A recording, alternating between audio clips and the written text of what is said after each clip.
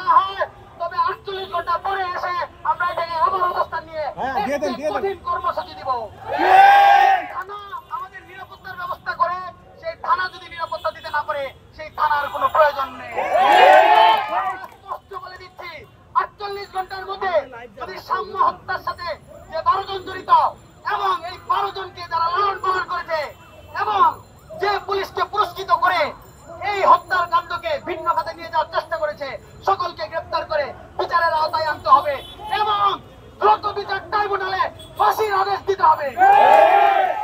আমরা সেই 12 জনেরই ফাঁসি নিশ্চিত করার জন্য আমি অনুরোধ জানাচ্ছি। এই অনুরোধকে আমাকে কঠোর হতে বাধ্য করবেন না। আপনারা যদি মনে করেন আজকে আন্দোলন করে আমরা চলে যাব, 3 দিন আন্দোলন করে চলে যাব, 10 দিন আন্দোলন করে যাব না, বছরের পর বছর আমরা আন্দোলন করব, শাহবাগ থানা বন্ধ করব, সরকার বন্ধ করব, সবকিছু বন্ধ করে দেব। একটা লাশ যে লাশের আপনারা গতিতে বসেছেন, সেই সাম্য জুলাইয়ের অবদানের কারণে এই অন্তর্বর্তী সরকার অবদান রেখেছে। অন্তর্বর্তী সরকার গতিতে বসেছে, কিন্তু তাদের কোনো তৎপরতা আপনারা দেখেছেন? কোন ধরনের তৎপরতা নেই। সম্মুখীন যুদ্ধ সাম্যর কারণে যেসব সরকার বসেছে, এই সকল সরকার স্বরাষ্ট্র উপদেষ্টা, প্রধান উপদেষ্টা সহ সকলকে আওতায় আনবো।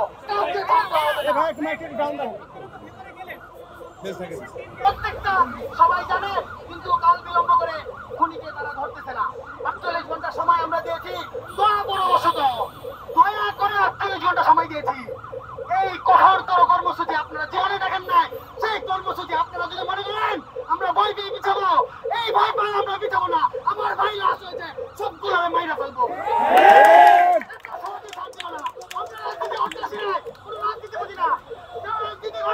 আমার ভাইয়ের লাশকে তাদেরও দেখে ছাড়বো।